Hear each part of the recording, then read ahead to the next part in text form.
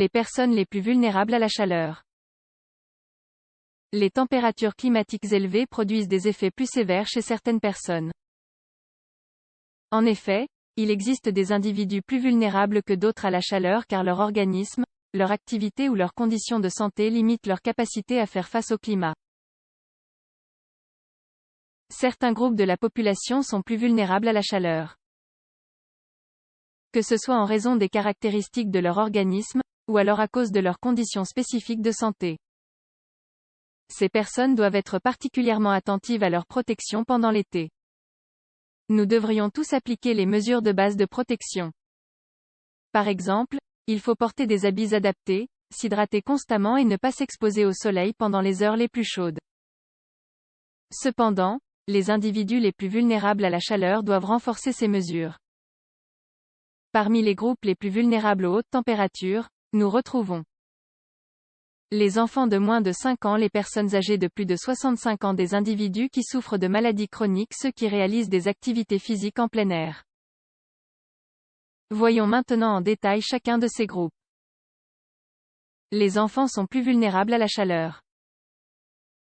Les enfants, et surtout s'ils sont très jeunes, représentent l'une des populations les plus vulnérables à la chaleur. En effet, les organismes des plus jeunes perdent leur fluide plus rapidement. Par conséquent, ils atteignent le point de déshydratation plus vite. Par ailleurs, les enfants présentent également un rapport surface-volume inférieur aux adultes. C'est pourquoi leur corps génère aussi de la chaleur plus rapidement. Par conséquent, ils doivent être surveillés continuellement lorsque les températures augmentent. Il faut donc les protéger du soleil et limiter leur activité physique. À cela s'ajoute le fait que les enfants ne perçoivent pas clairement les premiers signes de déshydratation, ni les effets de la chaleur sur leur corps. Cependant, ils sont certainement plus irritables et en colère que d'habitude. Les personnes âgées. Voici une autre population vulnérable à la chaleur. Cela est dû au fait que le centre thermorégulateur de l'organisme se trouve dans l'hypothalamus. Il s'agit d'une région du cerveau qui régule la température intérieure du corps. Chez les personnes âgées, cette fonction travaille plus lentement. Les personnes âgées ressentent également moins la sensation de soif. Cela les expose donc à un plus grand risque de se déshydrater sans s'en rendre compte. Il faut alors leur rappeler constamment de boire afin d'éviter ce danger. En outre, les personnes âgées transpirent moins que les plus jeunes. Elles ont donc tendance à retenir davantage de chaleur corporelle. Si l'environnement est humide, la transpiration est encore plus inhibée et le risque d'un coup de chaleur est ainsi plus élevé. Les individus souffrant d'hypertension sont plus exposés à la chaleur. La chaleur excessive dilate les artères et favorise la déshydratation. Ces deux facteurs ont un impact négatif chez les personnes qui souffrent d'hypertension. Par conséquent, il est conseillé de consulter un médecin afin d'ajuster les médicaments en période de chaleur. Normalement, la chaleur baisse la tension.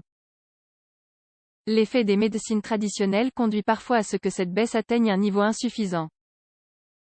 Pour cette raison, il est important de faire un bilan de santé afin de prévenir les surprises désagréables. Les patients cardiaques et les personnes obèses souffrent davantage de la chaleur. Les températures élevées affectent également la santé cardiovasculaire. Évidemment, cet effet est plus grave chez les personnes qui présentent déjà une santé cardiovasculaire fragile. Les déficiences cardiaques limitent en effet la capacité de l'organisme à éliminer la chaleur du corps. Par conséquent, il existe un risque de surcharge. D'autre part, les patients cardiaques prennent généralement des médicaments diurétiques.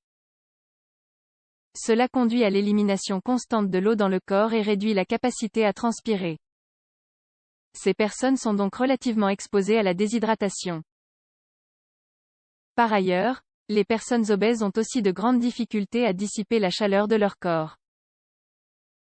En général, face à des températures élevées, elles réagissent en générant une transpiration excessive. Pour la même raison, elles perdent des liquides et des sels minéraux plus facilement et se déshydratent plus souvent. De plus, Étant donné que les personnes en surpoids ont un plus grand volume de graisse corporelle, la régulation de leur température est modifiée.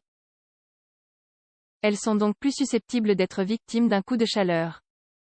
Les sportifs et les personnes qui travaillent en plein air. Ceux qui pratiquent des activités physiques intenses en plein air sont également plus vulnérables à la chaleur, bien entendu. En effet, l'exposition directe au soleil augmente l'impact des fortes températures. L'exposition ainsi que l'activité physique les rendent plus vulnérables face au risque de la déshydratation. Il convient alors de se protéger comme il faut et, dans la mesure du possible, de limiter les activités lors des heures les plus chaudes. Finalement, il est nécessaire de s'hydrater constamment en buvant 2 fois plus de liquide que d'habitude.